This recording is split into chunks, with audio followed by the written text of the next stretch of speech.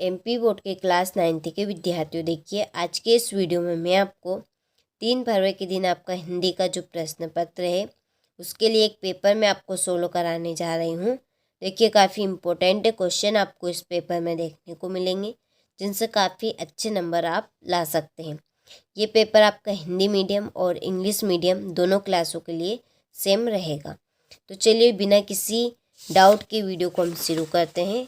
यहाँ पर देखिए मैंने प्रश्न को फिल कर दिया ताकि आप सभी का ज़्यादा समय बर्बाद ना हो। वैसे ही आपके पास बहुत ही कम समय बचा है, ठीक है। चलिए तो पहले प्रश्न में है सही विकल्प चुनिए। सही विकल्प आपसे 6 नंबर के पूछे जाएंगे। पहला है तुलसीदास किस काव्य धारा के प्रतिनिधि कवि है? इसका आंसर है राम भक्ति काव्य धारा के। दूसरा है वाक किसकी काव्य शैली है? इसका आंसर है लगदात की। तीसरा है दोहा छंद में कितनी मात्राएं होती है? इसका आंसर है 24। चौथा है हुजूम के आगे कौन चल रहा था? इसका आंसर है सालिम अली। पांचवा मुख की खाना का अर्थ होता है, इसका आंसर है हराना। छठा है परदादी चोर को सही रास्ते पर कैसे लाई? इसका आंसर है सहजता से बात कहकर। यदि आपने स्क्रीनशॉट नहीं लिया हो तो यहाँ से आप स्क्रीनशॉट ले लीजिए अच्छे से। कंप्लीट आपको अच्छे से करना है और परीक्षा हाल में जाने से पहले एक बार आपको अच्छे से इसको कंप्लीट कर लेना है। क्वेश्चन नंबर 2 है रिक्त स्थानों की पूर्ति कीजिए। पहला है बच्चे डेडेडस पर जाते हैं, कहाँ पे? काम पे।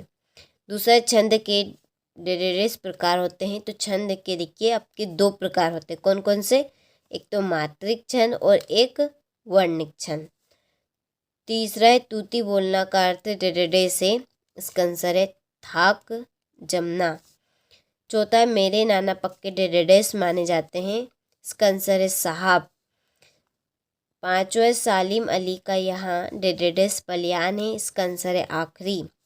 छठा हिंदी का प्रथम उपन्यास डेडेडेस को माना गया है, इसका आंसर है परीक्षा गुरु। चलिए तो स्क्रीनशॉट आप यहाँ से ले लीजिए अच्छे से। क्वेश्चन नंबर 3 है सही जोड़ी बनाइए। तो पहली जोड़ी है जीवन का खंड चित्रण। जीवन का खंड चित्रण की आपकी जोड़ी है खंड काव्य। दूसरी है हरिशंकर परसाई, इसकी जोड़ी वसुधा। आकाश की जोड़ी है नव गगन। जन संपर्क विभाग, इसकी जोड़ी है बाढ़ की सूचना। बाढ़ की सूचना क्या है ये? बाढ़ की सूचना। गोदान उपन्यास के रचयिता, इसकी जोड़ी है प्रेमचंद्र। मेरे बचपन के दिन, इसकी जोड़ी महादेवी वर्मा। चलिए तो स्क्रीनशॉट आप यहाँ से ले लीजिए अच्छे से। कंप्लीट आपको अच्छे से करना है। क्वेश्चन नंबर 4 है सत्य सत्य लिखिए। पहला है कि जयशंकर प्रसाद छायावाद के प्रमुख कवि है, ये बात बिल्कुल सत्य है, तो यहाँ पे सत्य आपका लिखाएगा।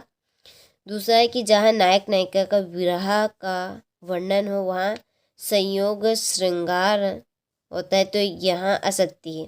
यह आपका वियोग श्रृंगार है। कौन सा है? वियोग श्रृंगार। जहाँ पर नायक नायिका के विरह, ठीक है, विरह का वर्णन हो वहाँ पर वियोग श्रृंगार होता है, और जहाँ पर नायक नायिका के मिलन का वर्णन हो वहाँ पर होता है आपका संयोग श्रृंगार। यदि यहाँ पर मिलन का वर्णन होता तो ये बात आपकी सत्य रहती, तो यहाँ पर अभी ऑलरेडी असत्य है। तीसरा है आज उपभोक्ता संस्कृति का समाज पर कोई प्रभाव नहीं पड़ा, असत्य है। प्रत्यय शब्द के पहले जुड़ते हैं, यह बात आपकी गलत है, क्योंकि प्रत्यय शब्द के बाद जुड़ते। कहाँ पे जुड़ते? बाद। यहाँ पर यदि पहले की जगह बाद होता तो ये बात आपकी सत्य रहती। यदि प्रत्यय की जगह आपका उपसर्ग रहता तो सत्य रहता, ठीक है। तो ये कहीं से भी आपका सत्य नहीं है, ये पूरा का पूरा आपका असत्य रहेगा, ठीक है। और पांचवा आपका सत्य है और छठा भी आपका सत्य रहेगा। क्वेश्चन नंबर 5 है एक वाक्य में उत्तर लिखिए। पहला है कि बच्चे काम पर जा रहे हैं कि कवि का क्या नाम है? इसका आंसर है राजेश जोशी। दूसरा है दोहा छंद में कितनी मात्राएं होती है? इसका आंसर है 24 मात्राएं। तीसरा है सालिम अली की पत्नी का क्या नाम था? तो इसका आंसर है तहमीन। चौथा है रचना के आधार पर वाक्य के कितने प्रकार होते हैं। इसका आंसर है 3। पांचवा रीढ़ की हड्डी एकांकी की समस्या पर आधारित है। इसका आंसर है विवाह।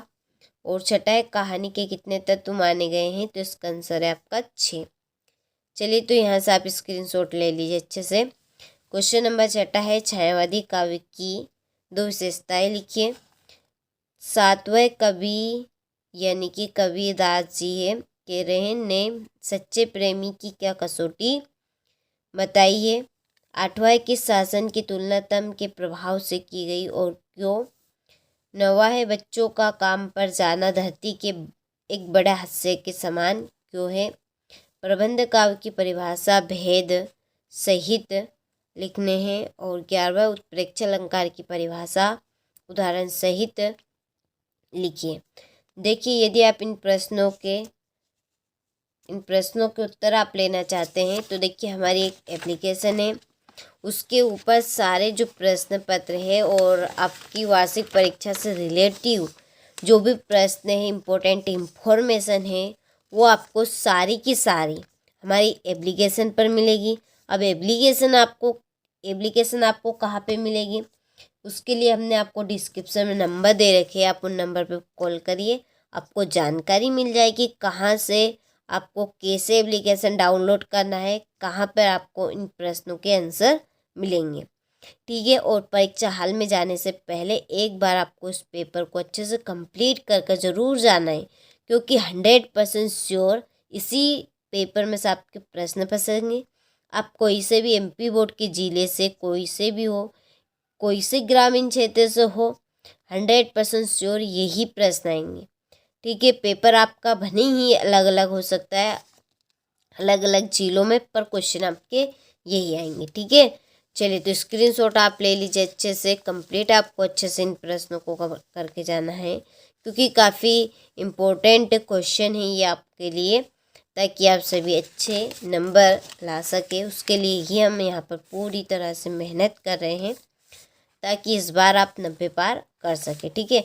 ये आपका क्वेश्चन नंबर 23 है, जिसमें है काव्यांश, और ये आपके इस काव्यांश के प्रश्न हैं। ठीक है, जिनके आंसर आपको इसी में से ढूंढ के करना है, वो भी आपको पूरे डिटेल में मिल जाएंगे। ठीक है। क्वेश्चन नंबर ये 22 है 3 दिन के अवकाश हेतु प्राचार्य को एक पत्र लिखिए। 23वां है निम्नलिखित में से किसी एक विषय पर निबंध लिखिए। जीवन में खेलों का महत्व, पुस्तकालय का होगा, विद्यालय का वार्षिक महोत्सव, और भ्रष्टाचार समस्या और समाधान, विज्ञान के बढ़ते चरण। ठीक है। चलिए तो सब आपने लगभग सभी प्रश्नों का अच्छे से स्क्रीनशॉट ले लिया होगा। तो आज की इस वीडियो में काफ़ी इम्पोर्टेंट क्वेश्चन पेपर पढ़ा है, जिसमें काफ़ी आपको अच्छे नंबर आप इससे ला सकते हैं। तो आपको अच्छे से इसको कंप्लीट करना है, और परीक्षा हाल में जाने से पहले एक बार ज़रूर आपको इसको कंप्लीट कर जाना है।